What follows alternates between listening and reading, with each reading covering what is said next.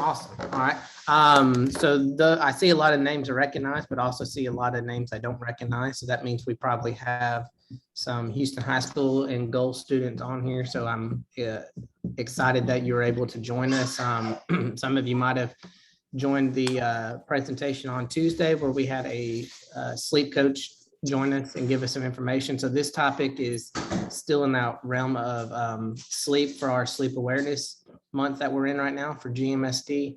But this topic is going to be on sleep safety. So Kathy Wright is someone that has a name and a very strong reputation in our Germantown area, but also has started a foundation and a movement in her late son's memory.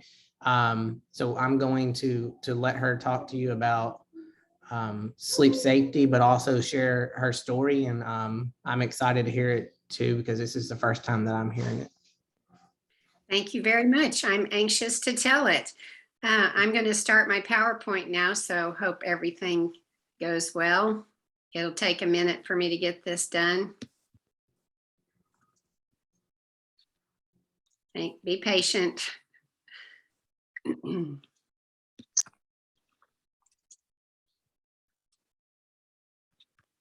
So, Andrew, do you see this please don't drive drowsy sign?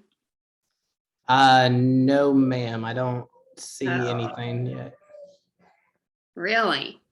Did you click the share screen with the arrow pointing up on the bottom?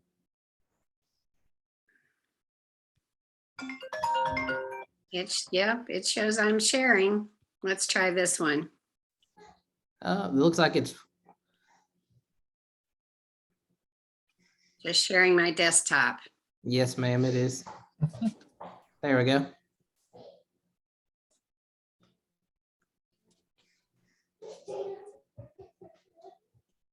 All right, we see it. Okay, yay. Otherwise, I wouldn't know what to do. So I'm Kathy Wright. I'm with the Kyle Cannell Foundation. And I'm so glad that Germantown Municipal School District is concerned about sleep. That's so exciting to me. Yeah.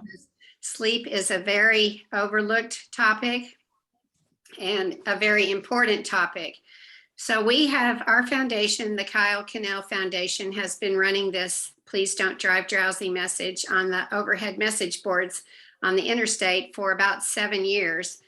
And the first week of November was Drowsy Driving Awareness Week in Tennessee, so they ran it again that week. We were very happy to do that. TDOT, Tennessee Department of Transportation, runs that for us. And the governor declared the first week of November as Drowsy Driving Awareness Week in Tennessee. So why am I talking about sleep and drowsy driving? And basically, who cares? Sometimes I wonder about that myself. There's no laws. Many times we don't hear anything about sleep or drowsy driving, but there are actually 4 Ds: drunk, drugged, distracted, and drowsy. And drowsy is the 4th D and the one that we hear very little of. In our country, if you are taking some downtime or just chilling out, we basically think you're lazy. So this is my nephew, Kyle Cannell. He was a junior at Houston High School, 17 years old, taking a walk around the block with a friend. School was about to be out. It was a warm May evening, and they were just hanging out. A young driver, 17, very little driving experience, had dropped off a friend from an event, knew he was very tired, drove home anyway. It was only 5 minutes to his home. And along the way, he killed my nephew.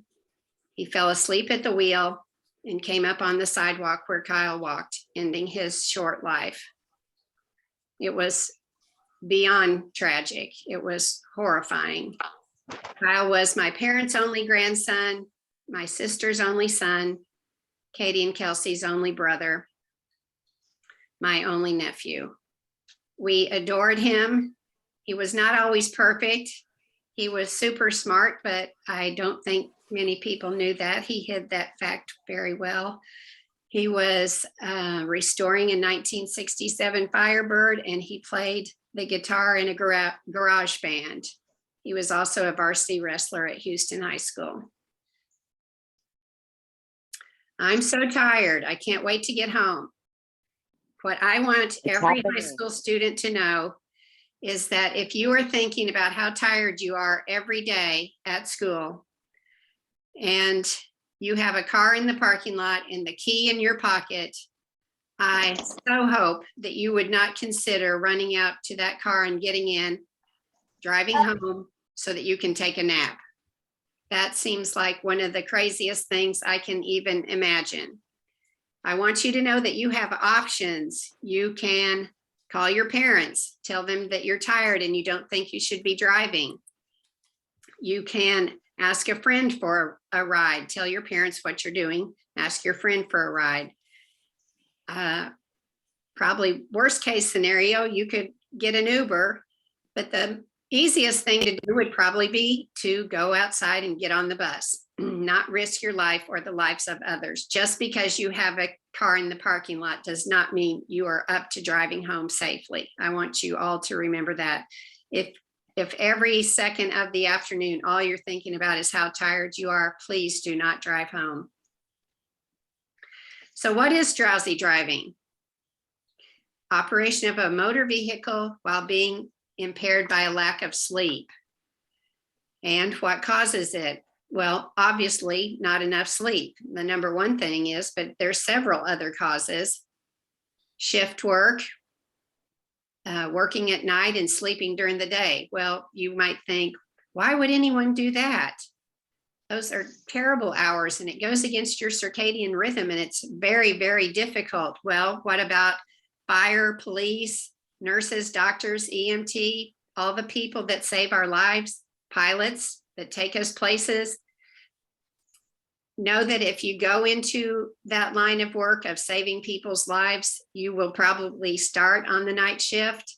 And even on your days off, you are supposed to keep those same hours, sleep during the day and be awake at night. And that's really hard. Another cause of drowsy driving is medication. Every bottle of doctor prescribed medication has the label that says may cause drowsiness. Do not operate heavy machinery. Sometimes you're not tired enough or sick enough to go to the doctor, but all day you're just thinking about my head hurts, my tummy hurts, and you're not devoting your full attention to driving because you don't feel that great and your body is trying to heal. So you might be a little bit more sleepy than normal. So even if you're not feeling good, don't drive. You might be sleepy. Another cause of drowsy driving is stress, which I know most teenagers and young adults have a whole lot of stress.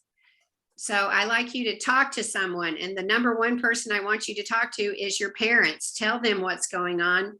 They have more life experience than you. They have dealt with situations in their lives and they want to know what's going on with you so that they can help you and advise you.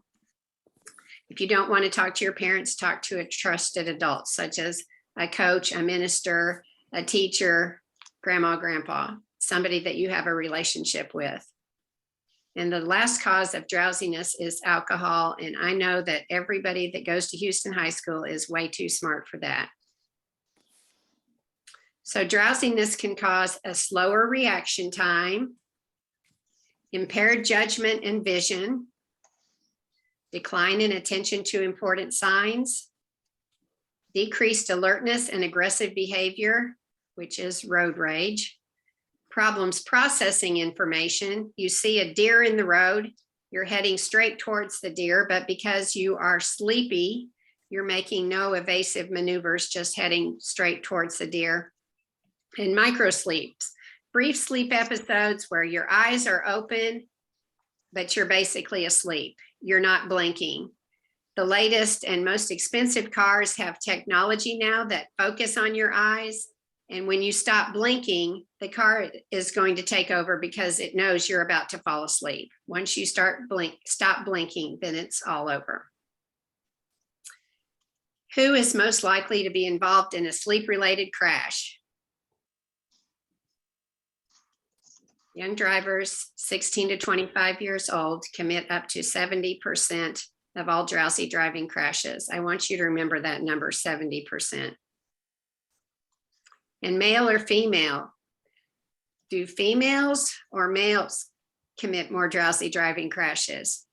Well, the answer is males, yay, because of testosterone.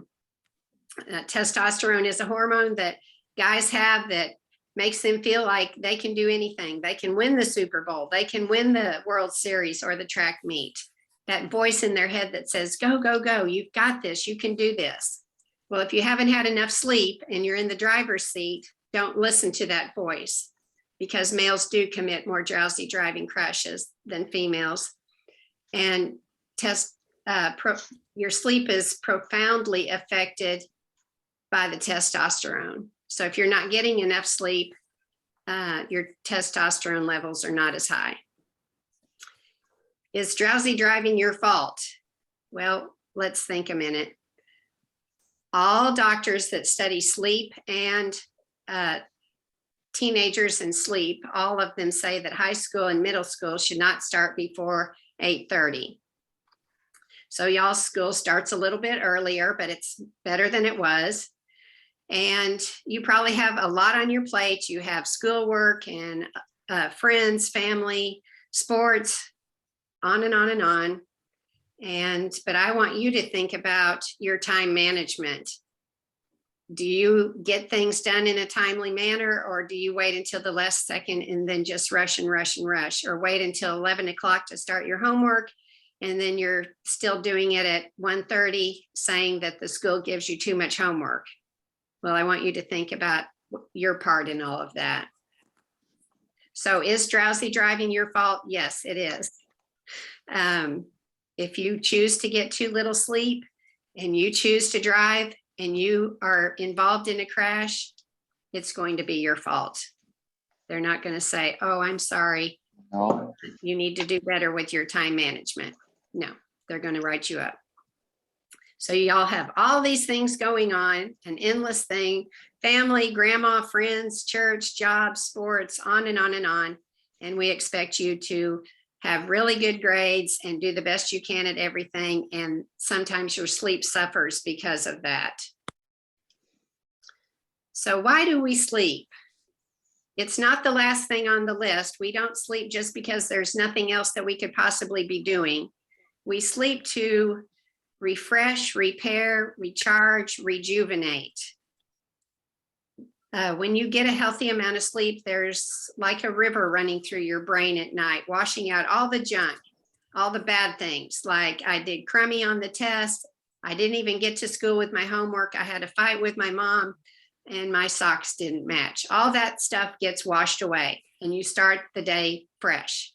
If you get just a little bit of sleep, you're going to start the next day with all that junk in your mind, and it bogs you down. It brings you down. If you struggle with emotional things, you need to think about your sleep and how you could be doing with that and see if that improves. So if we're getting a healthy amount of sleep, our brain takes every bit of information that we learned that day and puts it in a little compartment. This is my kindergarten definition, so that we can use it again for the test on Friday, in college, or in 20 years. We have consolidated that information, made it a memory, because we got a healthy amount of sleep.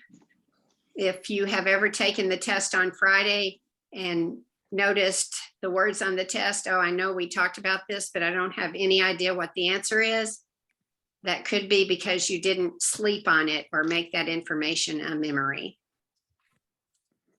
So how much sleep do you get?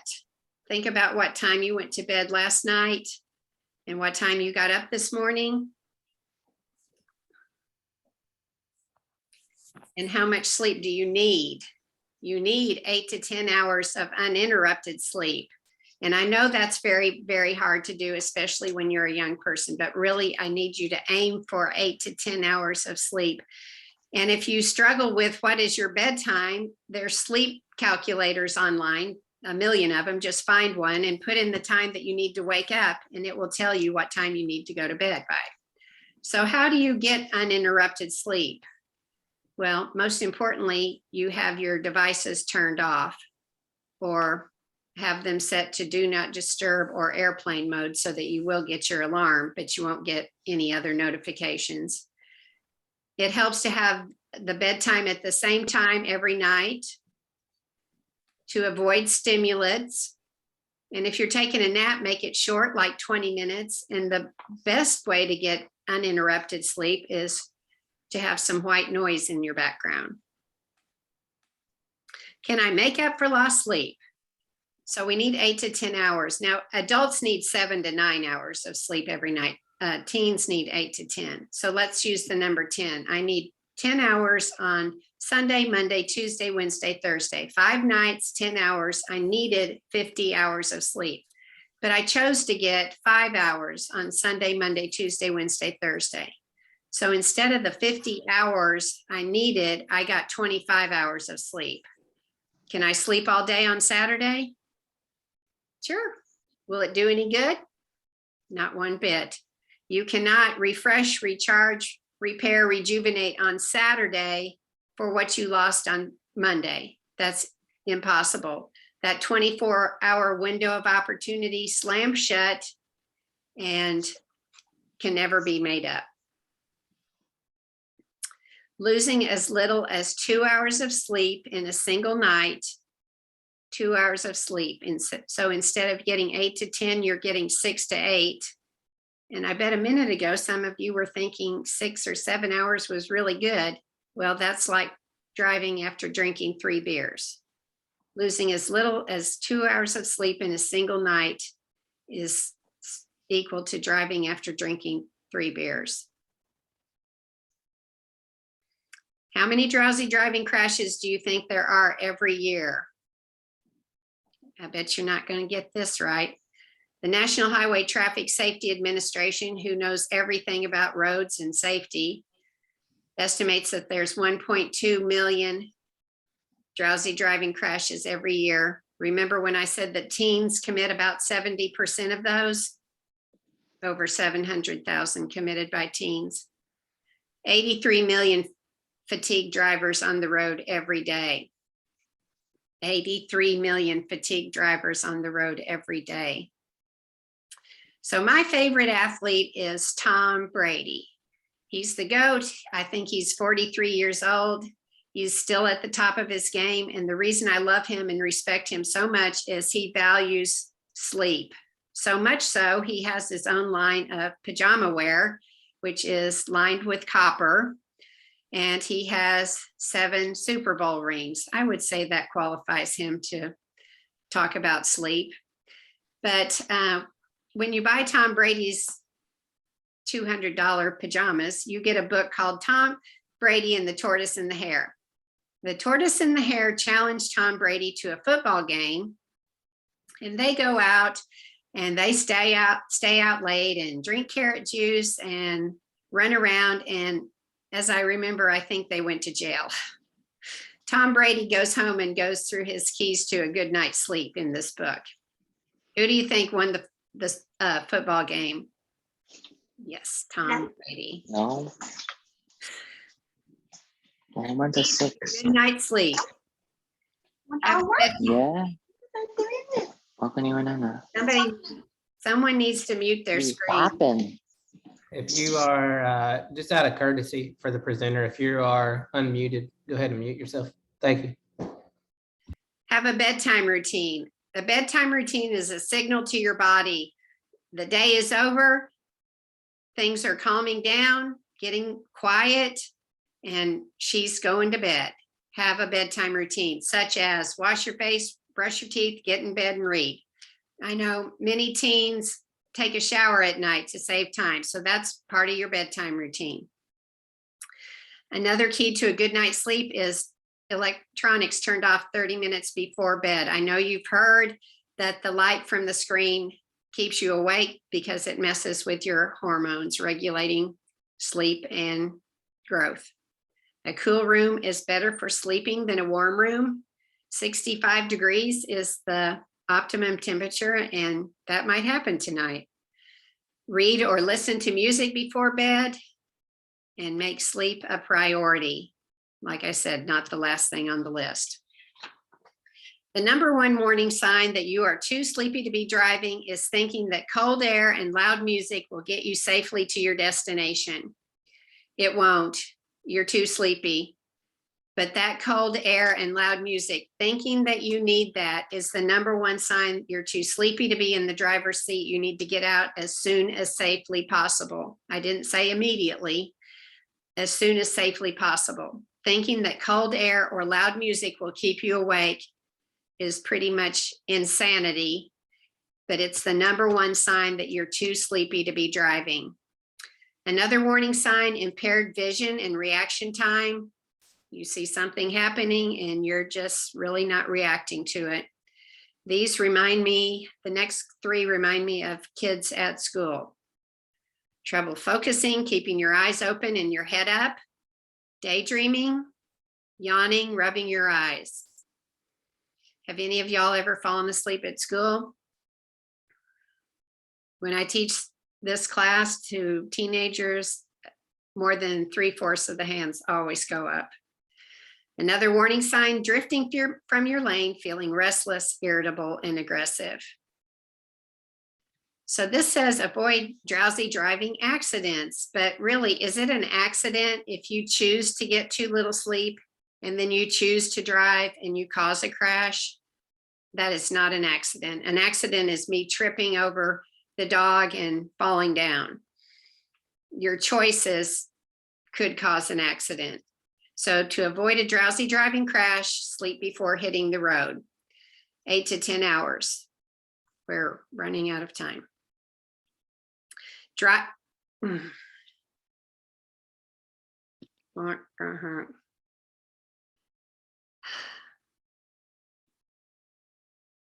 Oh my word.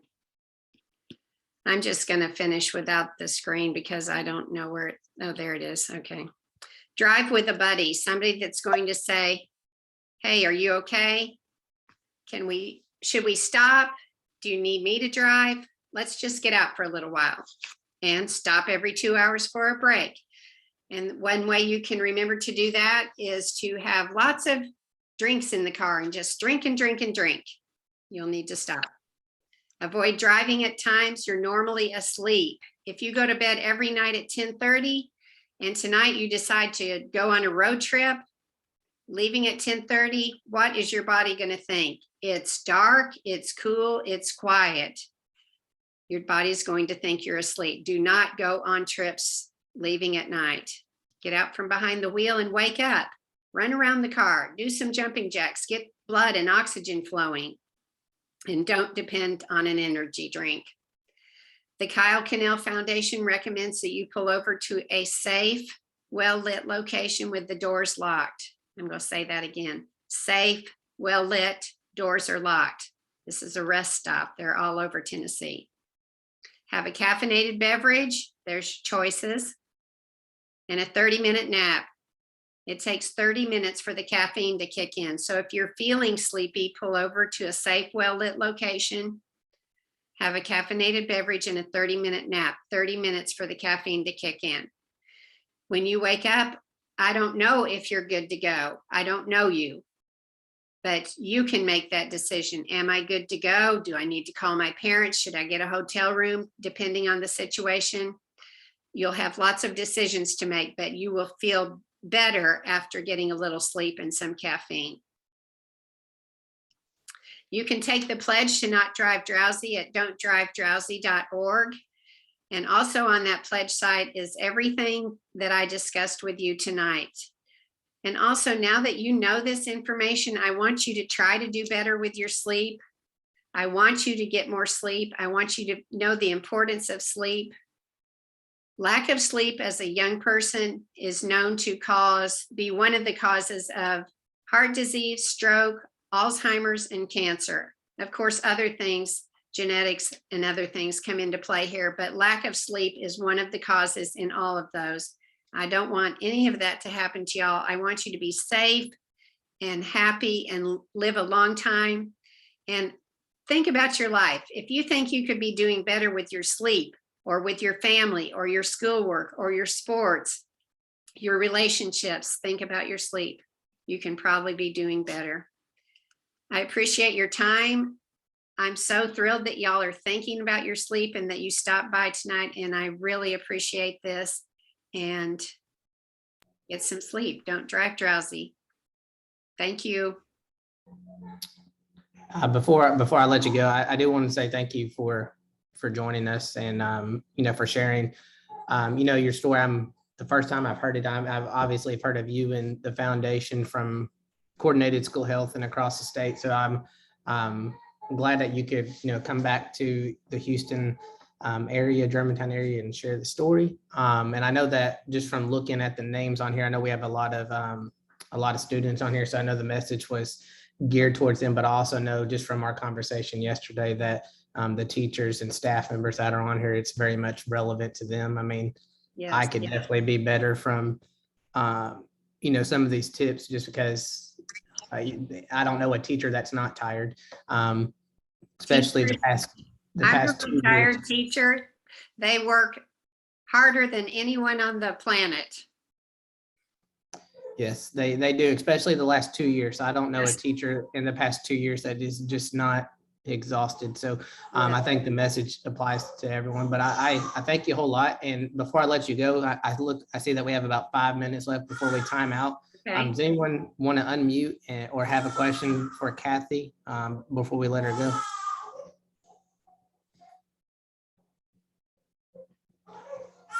I'm looking at the comments and thank you, everybody. I appreciate your comments. They mean a lot to me. And I want Kyle's life to have meant something. And if this is it, his legacy is the Don't Drive Drowsy Foundation, so be it. We go across the state of Tennessee, one end to the other, talking at high schools and clubs and anyone that will invite us so that we can share this story, because the kids, no one's hearing it. It's just, we had never heard of drowsy driving when Kyle was killed. So I was horrified that it had a name. I was saying he had fallen asleep at the wheel, and friends would say, oh, a drowsy driver. And I was like, oh my God, it has a name. This is horrendous. And then we heard of some other people close to us that it happened to too. So we formed the foundation. Kyle is my nephew, not my son. His older sister, Katie, went to Houston High School also. So anyway, I think our time's just about up, but It is, and I see, I was going to say, I have a lot of, have some people in the chat box, but also some emails coming my way wanting the recording. And as soon as I get it from Kathy, I will send it out to everyone that's on here, but I also will share it on the page for our sleep awareness program. And I'll make sure it gets out to everyone when I receive that. Those kids at Houston High School are the best. Woo, go Mustangs. Thank y'all. I appreciate your time. I know you could have thought of something you'd rather be doing, but that you did this after school, I applaud you. Thank you so much. All right. Thank you, Kathy. I appreciate it. All righty. Bye.